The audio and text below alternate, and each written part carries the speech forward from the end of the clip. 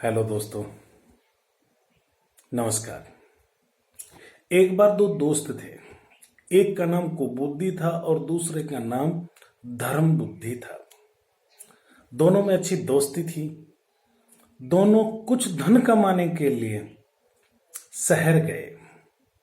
शहर में जाकर उन्होंने कुछ सामान खरीदा और उसको फेरी लगा लगा के मुंह मांगे दामों में बेच करके उन्होंने ढेर सारा पैसा कमा लिया। पैसा इकट्ठा करने के बाद वो लोग वापिस अपने गांव आए। गांव में आने से पहले जंगल को पार कर रहे थे कि रास्ते में जो कुबुद्धि था उसने धर्म बुद्धि को समझाया कि देख भाई, हमारे पास ढेर सारा पैसा है। अगर हम इस पूरे पैसे को गांव के अंदर लेके गए तो लोग हमसे अपनी समस्याएं बता करके हमारे पैसे को हमसे मांग लेंगे और हम उनको मना भी नहीं कर पाएंगे। क्यों ना हम कुछ धन यहां जंगल में किसी सुरक्षित स्थान पर दबा दें। दोस्तों, पुराने समय की बात है। लोग अपने धन को गाड़ दिया करते थे। बैंकों की व्यवस्था कम थी उस समय। दोस्तों, उन्होंने जंगल के अंदर एक बट वृक्ष के नीचे सुरक्षित जगह देख करके और अपना धन वहां छिपा दिया। उसको छिपाने के बाद में वो अपने गांव में आ जाते हैं और मौका पा करके जो कुबुद्धि है वो उस धन को रात में निकाल ले जाता है। कुछ समय बीता। समय बीतने के बाद धर्म बुद्धि को धन की आवश्यकता पड़ गई तो वो कुबुद्धि के पास गया और जाकर के बोला कि भाई, अब मुझे पैसों की जरूरत है, चलो वहां से थोड़ा पैसा निकाल लेते हैं। धर्म बुद्धि और कुबुद्धि दोनों साथ साथ चले जाते हैं और वहां जाकर के उस गड्ढे को खोदते हैं, लेकिन खोदते हैं तो उसमें धन नहीं निकलता है, क्योंकि धन तो कुबुद्धि पहले ही ले गया था। अब कुबुद्धि वहां ढोंग करता है, नाटक करता है, अभिनय करता है कि यहां से कौन आ सकता है, इस धन को कौन ले जा सकता है, मुझे तो लूट लिया, बर्बाद कर दिया, ये धर्म बुद्धि तेरा काम है। कहने लगा, भैया जब मुझे यहाँ धन लेके ही जाना था तो यहाँ छिपाने की जरूरत कहाँ थी, और फिर आना था तो मैं अकेला आता, तेरे को साथ क्यों लाता। तो कुबुद्धि तो चालाक धूर्त मक्कार था ना। बोलो, तू मेरे को ये तरीका बताने आया कि तूने धन कैसे चोरी किया है, और वो उससे झगड़ा करने लगा और झगड़ा करते करते वो न्यायालय में पहुंच गए। वहां जाकर के धर्म बुद्धि ने अपनी बात रखी। धर्म बुद्धि की बात खत्म होने के बाद धूर्त मक्कार कुबुद्धि ने अपनी बनी बनाई योजना के अनुसार जज साहब को बताया कि साहब, हमने जहां वो धन गाड़ा था वहां पे वृक्ष देवता हैं और वृक्ष देवता ही अब इसका न्याय करेंगे। ठीक है बोल करके जज ने दूसरे दिन सुबह उस वृक्ष के पास जाने का निर्णय कर लिया।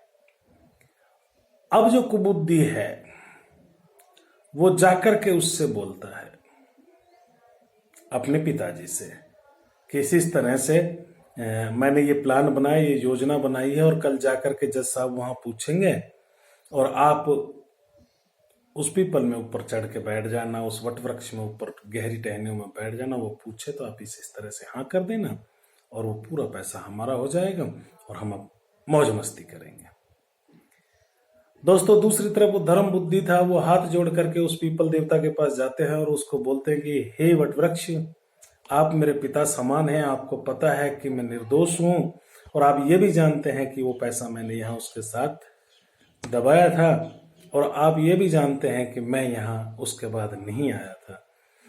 आपको ये भी जानकारी है कि इस पैसे को कौन लेके गया है।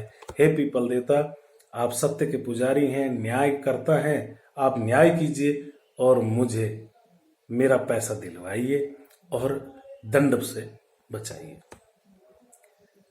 इतना कह करके वो चला जाता है। दूसरे दिन सभी सुबह वहां इकट्ठे होते हैं तो न्यायाधीश पूछते हैं कि हे पीपल देवता, आप ईश्वर को साक्षी मान करके अग्नि जल वायु को अपना साक्षी मान करके इन सब की कसम खा करके बताइए कि वो धन कौन ले गया।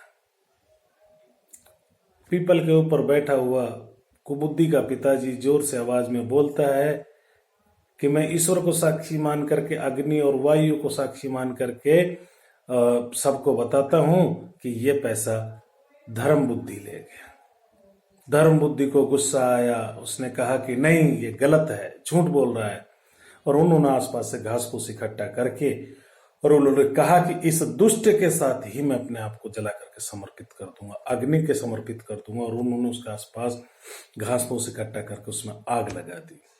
आग लगाई तो वो कुबुद्धि का जो पिता था उसने सोचा कि अब तू मारा जाएगा। वो वहां से उतर आता है, उतर करके आग में कूदता है और उसको बताता है जज साहब को कि साहब ये सारा पैसा कुबुद्धि निकाल के लेके आया था और इसने ऐसे ऐसे धूर्त ने मुझे यहाँ बैठने के लिए बोला और मुझे नहीं पता था कि धर्म बुद्धि इतना विक्षिप्त हो जाएगा, इतना दुखी हो जाएगा कि अपने प्राण त्यागने लगेगा। पीपल के चारों तरफ ही आग लगा रहा है। दोस्तों इस तरह से सत्य की जीत होती है। दोस्तों कथा का सार ये है, इस कहानी का सार ये है कि अपने लाभ हानि की चिंता न करके दूसरों के विनाश की कामना करते हैं नीच व्यक्ति, लेकिन वे ऐसा करने में असफल हो जाते हैं। जैसे कुबुद्धि लाख प्रयत्न करने के बाद भी उस धन को पास में रख सका जिस पर उसकी नजर गड़ी हुई थी और अंत में दंड का भागी बना। तो दोस्तों ऐसे दुष्ट मित्रों से बचकर रहें, सावधान रहें। उम्मीद करता हूं आपको ये कहानी बहुत अच्छी लगी होगी और अगर आपको ये कहानी अच्छी लगी है तो इसको शेयर, लाइक और कमेंट करना ना भूलें। नए दोस्त जो जुड़ रहे हैं वो इस पैक्स नॉलेज चैनल को सब्सक्राइब जरूर करें, जिससे कि आने वाले समय में आपको नोटिफिकेशन मिलता रहे। तब तक के लिए जय हिंद, जय भारत।